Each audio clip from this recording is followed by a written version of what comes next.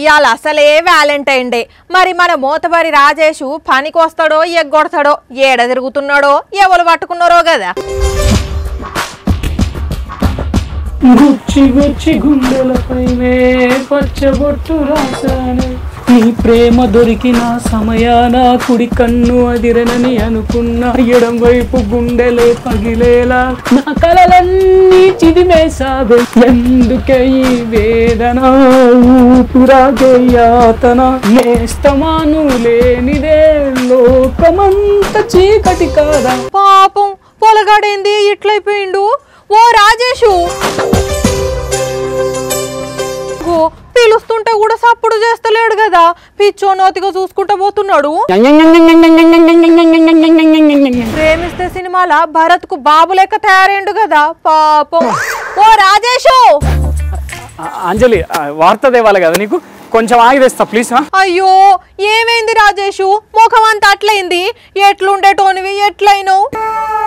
అప్పుడే పెట్టిన గొబ్బెమ్మ లెక్కుండే ముఖం గోడకు కొట్టిన పిడక లెక్క అయింది. నేను ఆడికి చెప్తానే ఉన్నా, లవ్ అనేది మైదా పిండ సోంటిది, వేడిగా ఉన్నప్పుడు మెత్తగానే ఉంటది గాని చల్లబడ్డాక సాగిపోతది అని. ఇక అయ్యింది ఏదో అయ్యింది గాని అవన్నీ మనసులో ఏం పెట్టుకోకు, ఆఫీస్ కురా. ఏమైంది, ఏం మనసులో పెట్టుకోవద్దు. వామ్మో, మనిషి ఖాళీలో లేకుండా అయ్యిండో. ఒక్క రోజుల్లో ఎంత ఆగమైతివి రాజేషు. రాజేషు, నిన్నటిదాకా నిండుకుండా లెక్క ఉండేటోనివి, ఇప్పుడు పలిగినకుండా మొగ వేసుకొని తిరుగుతున్నావా రాజేషు. రాజేషు, నాకు అర్థమైంది. ఏమర్థమైంది? పార్ట్ టైం కింద పైసలు తీసుకొని పీనిగల కాడ ఎడిసేదందుకు పోతున్నావు కదా నువ్వు. మరి లేకుంటే ఆ ఏడిపోయింది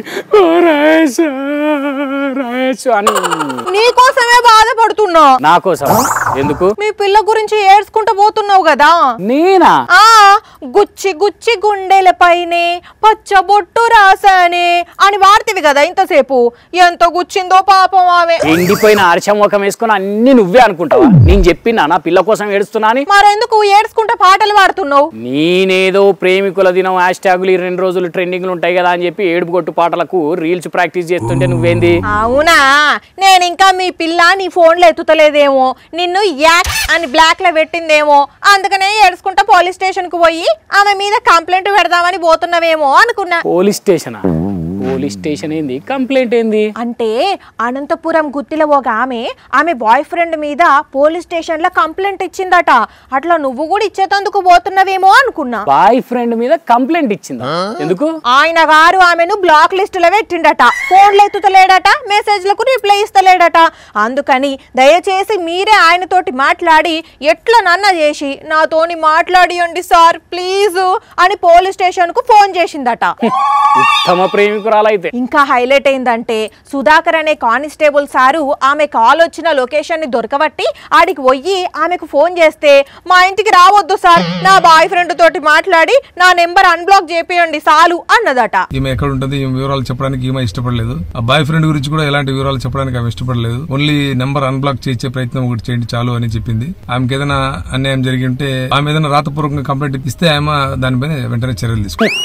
అసలు మనల్ని పట్టించుకోని వాళ్ళ ఎంత పడి పట్టించుకోమని బతిమలాడుకుంటే ఆ తర్వాత మన బతుకు ఎంత భారంగా ఉంటుందో అర్థమైతలేదు కొంతమందికి. అంటే వాళ్ళ నడమిట్లా ఏం పంచాది ఉన్నదో మనకు తెలియదు కదా. చిన్న పంచాదికే అలిగి అట్లా చేసిండేమో, కరిగిపోతే కలిసిపోతారు కదా. సర్లే, మొత్తానికి ఆమె గురించి వార్త తెలుసుకొని నేను కూడా అట్లనే ఏడ్చుకుంటా పోతున్నా అనుకున్నావు. మంచిది. జర నువ్వు ఇక లైవ్ ఆపిపోతే నేను రీల్స్ చేసుకోవాలి.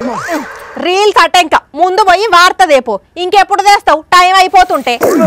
వాళ్ళు ఎవరి మీద కాదు, ఈమె మీద కంప్లైంట్ ఇవ్వాలి. మామూలుగా విషం పెట్టి చంపుతారు, ఈమె వార్తలు అని చంపుతారు. కానీ నిజంగా గమ్మతిలే. గుత్తిపిల్ల ముచ్చటైతే ప్రేమించిన పిల్లగాడు మాట్లాడలేదని పోలీసులకు ఫోన్ చేసుడేంది పాపం. ఈ ఫోన్ కాల్ అటెండ్ చేసినాక ఆ పోలీసార్ల ముఖ చిత్రాలు ఏమై ఉంటాయి అంటారు.